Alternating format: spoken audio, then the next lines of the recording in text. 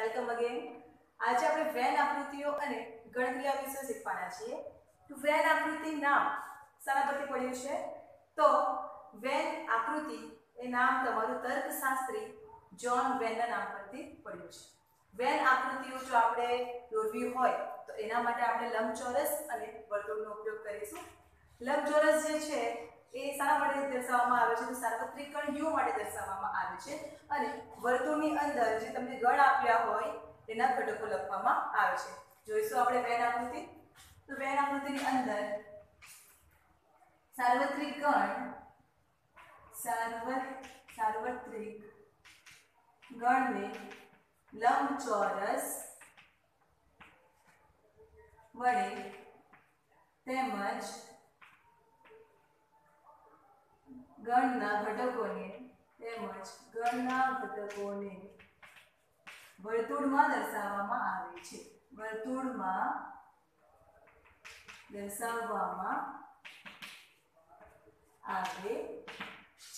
Suppose હું એક સાર્વત્રિક ગણ લઈ લઉં। Okay, u is equal to for example u is equal to લઈશ 1 2 3 અપ ટુ 10 બરાબર। હવે એને આપણે વેન આકૃતિ સ્વરૂપે દર્શાવીશું। તો આ તમારો લંબચોરસ જે છે એ તમારો શું બનવાનો? સાર્વત્રિક ગણ u બરાબર। એટલે લંબચોરસની અંદર તમારી 1 થી લઈને ક્યાં સુધીની સંખ્યા આવશે? 10 સુધી। તો 1 2 3 લખી દઈએ, 4 5 6 and 8 બરાબર 7। આ તમારો શું છે? સાર્વત્રિક ગણ u છે। હવે સપોઝ હું એક ગણ a લઉં છું। તો ગણ a ઇઝ ઇક્વલ ટુ એના ઘટકો લઈશ 2 4 6 8 બરાબર। શું લીધા છે ઘટક ગણ a ના? 2 4 6 8। તો 2 4 6 8 જે છે એ ગણ u ની અંદર આવેલા છે, સાર્વત્રિક ગણ u ની અંદર। તો માટે a ઇઝ સબસેટ ઓફ શું થવાનો? u, એટલે કે ગણ a જે છે એ u ની અંદર આવેલો છે બરાબર। તો કયા કયા ઘટકો છે એના? 2 4 6 8। તો આ 2 4 6 છે, તો 8 ને હું અહીં લખી દઉં। તો આ તમારું શું બનશે? ગણ a, જેને આપણે વર્તુળ સ્વરૂપે દર્શાવીએ છીએ બરાબર। શું કર્યું આપણે? ગણ a શું છે? ગણ u નો સાર્વત્રિક ગણનો એક સબસેટ છે, માટે સબસેટ લંબચોરસની અંદર તમારો ગણ a આવ્યો। હવે સપોઝ હું b લખું। b બરાબર શું લઈ લઈશ? 4 6। b બરાબર શું લઈ લીધું મેં? 4 6। તો 4 6 શામાં આવેલા છે? ગણ a ની અંદર આવેલા છે, તો b is subset of a થશે। એનો મતલબ શું કે a ની અંદર શું આવેલું છે? b આવેલું છે। તો b તમારા ઘટક કયા છે? 4 6। આ હું ગણ b લઈ લઉં છું। b જેની અંદર આવેલા છે 4 6 અને 2 કહી દઈશ અને આ તમારો 8 છે બરાબર। એનો મતલબ શું થયો? તમારું u શું હતું? સાર્વત્રિક ગણ જેની અંદર 1 થી લઈને 10 સુધીની બધી સંખ્યાઓનો સમાવેશ થયો હતો। ઓકે, અને ગણ a શું લઈ લીધો આપણે? 2 4 6 8। તો 2 4 6 8 એ શું છે? ઓલરેડી u ની અંદર આવેલા છે, એટલે a is subset of u થશે। તો u ની અંદર આપણે એક વર્તુળ દોર્યું બરાબર, જેનું નામ આપ્યું a અને એના અંદર આપણે ઘટકો દર્શાવ્યા બરાબર। એના પછી શું કર્યું? સેટ b લઈ લીધો। તો b બરાબર શું લીધા? ઘટક 4 6। તો 4 6 જે છે એ ગણ a ની અંદર આવેલા છે, માટે b is subset of a કહેવાશે। માટે b તમારું શું આવશે? ગણ a જે છે એની અંદર બરાબર। તો આ રીતે આપણે જો સાર્વત્રિક ગણ u અને સેટ a બી દર્શાવવું હોય તો વેન આકૃતિના સ્વરૂપે તમે આ રીતે દર્શાવી શકો છો। બડી સમજ બધાને? ઓકે, હવે આપણે આગળ જોઈશું ગણક્રિયાઓ। શું જોવાના છે? ગણક્રિયાઓ। જેમ આપણે બધી સંખ્યાનો પ્રક્રિયા કરીએ છીએ, સરવાળો બાદબાકી ગુણાકાર ભાગાકાર બરાબર।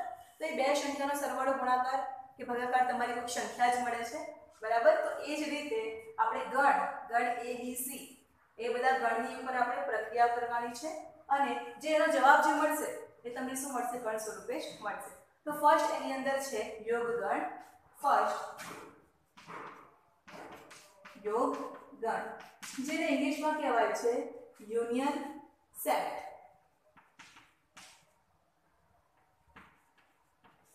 યુનિયન સેટ બરાબર। યોગ ગણ એટલે કે યુનિયન સેટ।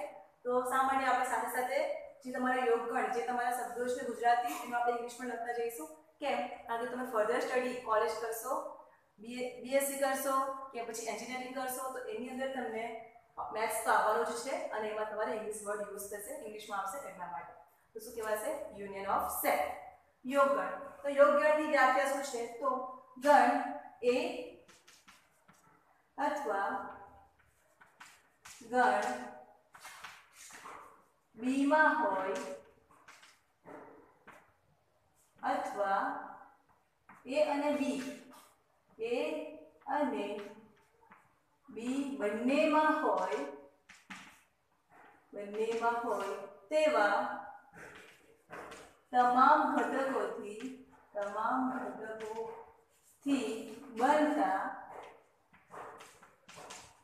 ગણને યોગગણ કહે છે. યોગગણ કહે છે. અને તેને સંકેતમાં કેવી રીતે લખાય છે? એ યોગ બી વડે દર્શાવાય. બરાબર? અને જો આપણે એને બીજી રીતે લખવું હોય તો x જ્યાં x belongs to a અથવા x belongs to b. શું છે વ્યાખ્યા યોગગણની? તો ગણ a અથવા ગણ b માં હોય એટલે કે a ગણમાં આવેલા હોય અથવા તો b ગણમાં આવેલા હોય અથવા a અને b બંનેમાં હોય. ત્યાં તો a માં આવેલા હોય એ પણ લેવાના છે, b માં આવેલા હોય એ પણ લેવાના છે અને a અને b માં જે કોમન સભ્ય હશે એ પણ લેવાના છે અને એનાથી જે તમામ ઘટકોથી જે ગણ બનશે એને શું કહેવાશે? યોગગણ. જો બીજી રીતે એને સાંકેતિક સ્વરૂપે લખવું હોય તો a યોગ b બરાબર શું લખાશે? x જ્યાં x belongs to a અથવા x belongs to b. x એ શું છે? ઘટકો છે.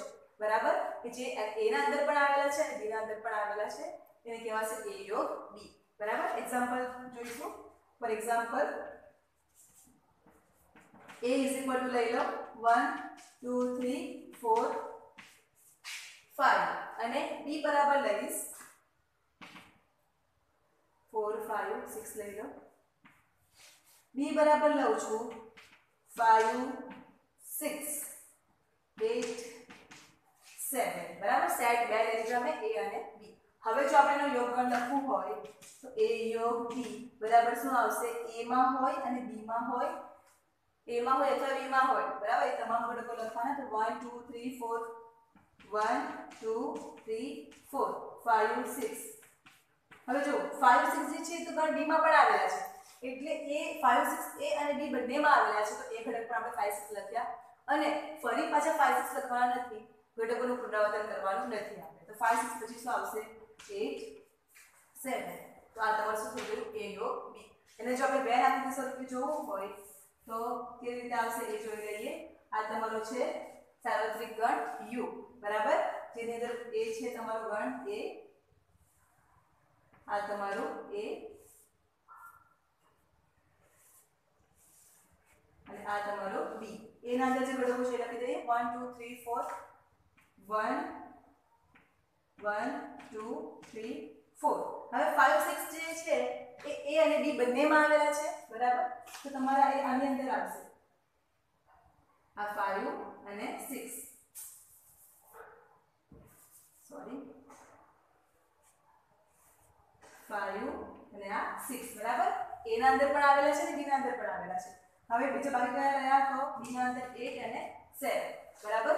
તો જો યોગગણ જો આ તમારું શું બન્યું? a યોગ b. આખું a યોગ b જો આપણે લખવું હોય તો કેવી રીતે લખીએ? તો આ a ના બધા જ એલિમેન્ટ લખી 1 2 3 4 લખ્યા આપણે 1 2 3 4. બરાબર? 5 6 પણ લખ્યા કે જે a અને b બંનેમાં આવેલા છે અને b ના એલિમેન્ટ પણ લખ્યા 8 7. બરાબર? તો a યોગ b તમારું શું થશે? આખો a આખો અને b પણ. બરાબર? તો આ તમારી a યોગ b ની આકૃતિ છે. હવે આપણે આગળ જોઈશું છેદગણ.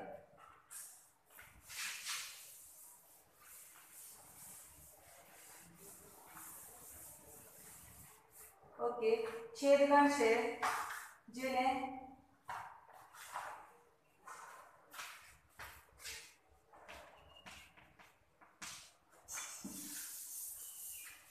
છેદગણ. બરાબર? તો છેદગણની વ્યાખ્યા શું થશે કે a માં હોય અને b માં હોય તેવા તમામ ઘટકોથી બનતો જે ગણ છે એને શું કહેવાય? છેદગણ.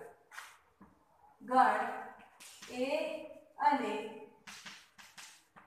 ગણ b માં હોય તેવા તમામ ઘટકોથી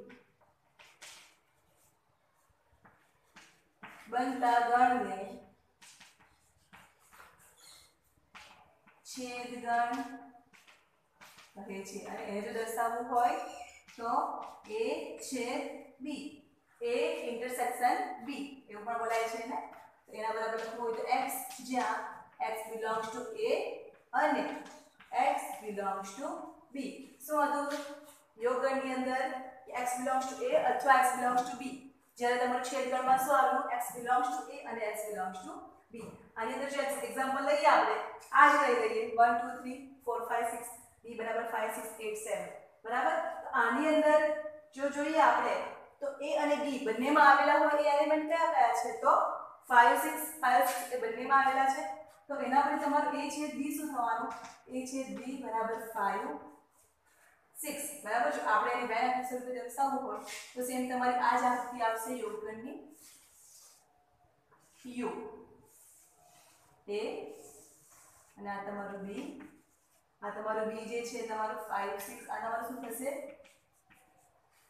a છેદ b થશે બરાબર। આ તમારા ગણ a ના ઘટકો કેટલા છે તો 1 2 3 4 આ 8 7 બરાબર। તો a છેદ b તમારો આટલો જ પોર્શન થવાનો, જ્યારે તમારો a યોગ b માં શું આવતું હતું આખો પોર્શન બરાબર બંને ગણ, અને a છેદ b માં શું આવશે ફક્ત આટલો ભાગ a અને b ના કોમન એલિમેન્ટ। ઓકે, તો આ તમારો છેદગણને આપણે વેરાંતિ સ્વરૂપે આ દર્શાવી શકીએ છીએ। હવે આપણે જોઈએ આગળ તો પરસ્પર અલગ ગણ।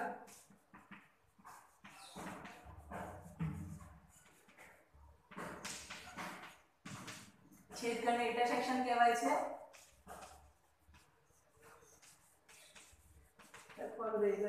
ઓકે, હવે પરસ્પર અલગ ગણ તો જો a છેદ b is equal to 5 થાય તો a અને b ને પરસ્પર અલગ ગણ કહે છે। શું છે વ્યાખ્યા કે a છેદ b બરાબર 5 થાય તો a અને b ને શું કહેવાય છે પરસ્પર અલગ ગણ, એટલે કે a અને b ના અંદર કોઈ પણ કોમન એલિમેન્ટ હોવા જોઈએ નહીં, કારણ કે a છેદ b તમારે શું આપ્યું છે 5 ખાલી ગણ છે બરાબર। તો એને જો આપણે વેન સ્વરૂપે લખવું હોય તો આ તમારો u છે બરાબર। હું સપોઝ a બરાબર લખું છું 1 2 3 અને b બરાબર લખું છું 7 8 9 બરાબર। તો આ તમારું a થશે 1 2 3 અને આ તમારો b 7 8 9। તમે જોશો તો આ બંને ગણ જે આપે છે ગણ a અને ગણ b એના અંદર કોઈ પણ એલિમેન્ટ કોમન નથી, એટલે એની આકૃતિ તમારી આ સ્વરૂપે આવશે a અને b બંને અલગ અલગ બરાબર। એટલે જો તમને પૂછવું હોય કે પરસ્પર અલગ ગણ તો એના માટે તમારે શું લખવાનું કે a છેદ b = 5। તો a છેદ b બરાબર 5 થાય તો a અને b શું કહેવાય છે પરસ્પર અલગ ગણ। લખી લો આટલું। આગળ આપણે જોઈશું તફાવત ગણની વ્યાખ્યા જોઈશું। તો ગણ a માં હોય પરંતુ ગણ b માં ન હોય તેવા તમામ ઘટકોથી બનતો ગણ એ શું કહેવાય છે તફાવત ગણ। શું કીધું છે વ્યાખ્યાની અંદર કે ગણ a માં હોય પરંતુ ગણ b માં ન હોય બરાબર, એટલે ગણ a ના ઘટક લેવાના છે પણ ગણ b ના ઘટક લેવાના નથી, એવા ઘટકોથી જે ગણ બનશે એને શું કહેવાશે તફાવત ગણ। અને તફાવત ગણને જો આપણે દર્શાવવું હોય તો a - b વડે દર્શાવાય છે, અને વંચાશે શું તો a - b બરાબર। હવે એક એક્ઝામ્પલ લઈ લઈએ એટલે વધારે ખ્યાલ આવશે।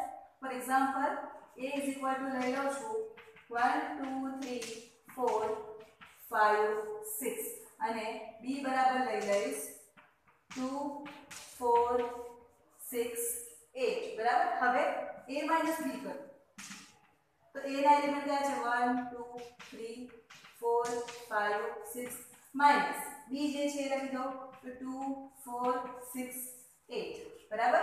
વ્યાખ્યા શું છે ગણ a માં હોય પરંતુ ગણ b માં ન હોય બરાબર, એવા આપણે એલિમેન્ટ લેવાના છે। તો 2 આવી ગયો બરાબર 4 4 6 6 બરાબર તો એ તમારા જે આવેલા છે સરખા બાદ કરી દેવાના એવું જ સમજવાનું બાદબાકી કરવાની છે અહીંયા આપણે બરાબર તો 2 4 6 નીકળી ગયું બાકી શું બચ્યું તો 1 3 5 બરાબર 1 3 5 શું કરવાનું છે કે ગણ a ના એવા ઘટક લેવાના છે કે જે ગણ b માં નહીં આપેલા હોય બરાબર તો આ 1 3 5 તમારો આન્સર થશે હવે જો આપણે b a શોધવું હોય b તમારો શું આવશે 2 4 6 8 માઈનસ એ કેટલા છે 1 2 3 4 5 6 હવે બાદબાકી કરવાની છે તો તમારે આ જ ગણ તમારે ધ્યાનમાં લેવાનું છે ફર્સ્ટ જેમાં આપણે બાદ કરવાનું છે એ તો 2 4 6 તો 2 4 6 ત્રણ ઘટક આવેલા છે બરાબર ગણ a ની અંદર તો કયો ઘટક નથી આવેલો તો આ 8 તો જે ગણ b માં છે પરંતુ ગણ a ની અંદર નથી માટે આ તમારું b a શું આવશે 8 હવે જોઈએ તો a b જે આપણે ફાઇન્ડ કરી એનો જવાબ અને b a નો જવાબ સરખો આવતો નથી અહીં a b does not equal to b a એટલે તમારું a b નો તફાવત અને b નો તફાવત સમાન આવશે નહીં આપણે આકૃતિ દ્વારા સમજીએ તફાવત કરીને આપણે આકૃતિ વેર આકૃતિમાં દર્શાવીશું આ તમારો ગણ a છે અને આ છે તમારો ગણ b a b બરાબર હવે તમારું a b કયું થશે તો આ આટલો ભાગ આ શું તમારું a b શા માટે તો ગણ a ના ઘટક લેવાના છે ગણ b ના ઘટક લેવાના નથી a માંથી b આખો બાદ કરવાનો છે a ગણમાંથી b ગણ આખો બાદ કરવાનો એટલે તમારો આટલો આખો જે પોર્શન છે એ તમારો નીકળી જશે બરાબર એટલે તમારો ફક્ત આટલો પાર્ટ આવશે જે અમે લાઈન કરી છે એ બરાબર હવે સપોઝ જો મારે b a લેવું હોય તો ફક્ત આટલો પાર્ટ આ તમારો શું થવાનો b a તો ફક્ત b લેવાનો છે એ તમારો પાર્ટ a નો પાર્ટ આવવો જોઈએ નહીં એટલે તમારો આ જે છે એ તમારો શું આવવાનો b a હવે જે બાકી બચ્યું એ તમારું શું છે તો a છેદ b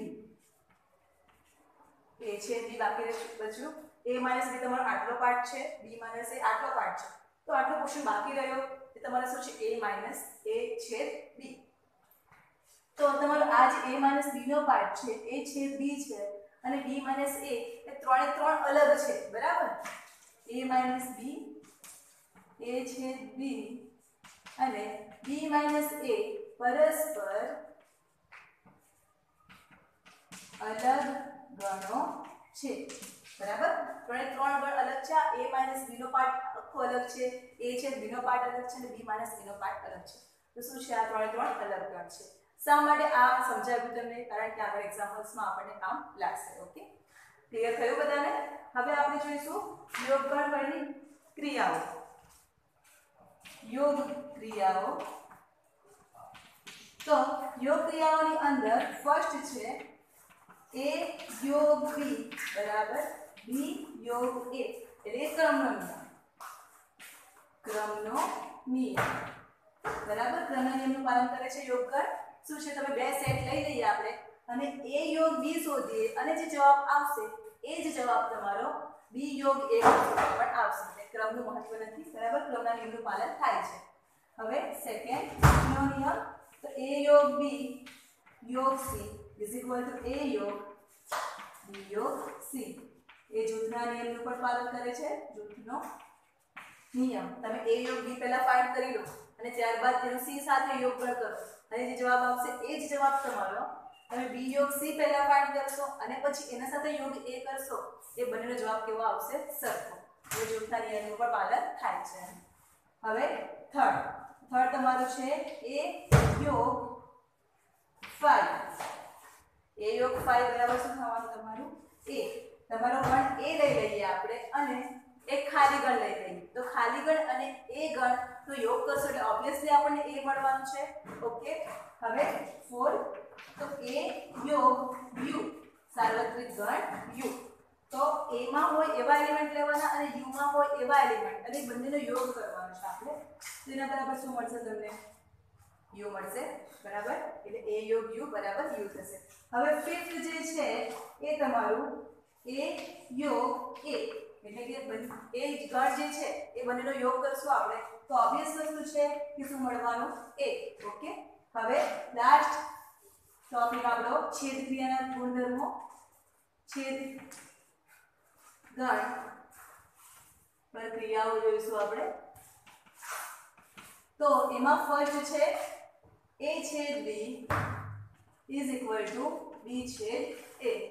તો આમાં પણ ક્રમના નિયમનું પાલન થશે. ક્રમનો નિયમ શા માટે? કારણ કે તમે a છેદ b કરો અને જેનો જવાબ આવશે એ જ જવાબ તમારો b છેદ a કરશો એનો પણ જવાબ આવશે. હવે સેકન્ડ એ જૂથના નિયમનું પણ પાલન કરે છે. તો a છેદ b છેદ c is equal to a છેદ b છેદ c. એટલે કે જૂથના નિયમનું પણ પાલન કરે છે.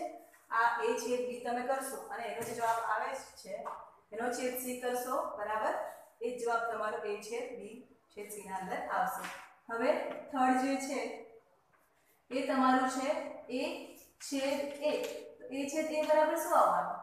ઓબ્વિયસ છે a આવશે. ફોર્થ તમારું a છેદ u સાર્વત્રિક ગણ u. તો તમે a છેદ u કરશો તો તમારું સેટ શું આવવાનો? a, બરાબર? અને ફિફ્થ છે તમારું a છેદ 5 ઇઝ ઇક્વલ ટુ શું આવશે? 5. એક તમે ગણ a લઈ લો અને ખાલી ગણ લઈ લો તો જવાબ તમારો શું આવવાનો છે? વિભાજનનો નિયમ રહી ગયો છે એ લખી દઈએ. તો 6 a છેદ b યોગ c એના બરાબર શું લખાશે? તો a છેદ b યોગ a છેદ c. આ તમારો શું છે? વિભાજનનો નિયમ, બરાબર? વિભાજનનો નિયમ શું છે? a છેદ b યોગ c. તો એ શું લાગશે? a છેદ b પછી આવશે યોગ અને a છેદ c, બરાબર? તમે b યોગ c શોધી લો અને એ સાથે છેદ તમે લો એ જે જવાબ તમારો આવશે એ તમે a છેદ b શોધશો અને a છેદ c શોધશો અને પછી તમે એનો યોગ કરશો તો એના બરાબર આવશે. છેદગણની પૂરી પ્રક્રિયા કઈ કઈ છે? તો ક્રમનો નિયમ, જૂથનો નિયમ, a છેદ a બરાબર a. ઓબ્વિયસ વસ્તુ છે તો a છેદ યોગ સાર્વત્રિક ગણ u કરશું તો એના બરાબર a આવશે. અને a છેદ 5 એ ખાલી ગણ અને સેટ જે છે એનો જ આપણે છેદ કરી લેશું તો શું આવવાનું? 5. અને આ તમારો વિભાજનનો નિયમ. તો અહીં તમારું ઇન્ટ્રોડક્શન ઓફ 1.4 કમ્પ્લીટ થાય છે. કાલે મળીશું આપણે એક્સરસાઇઝ 1.4 સાથે.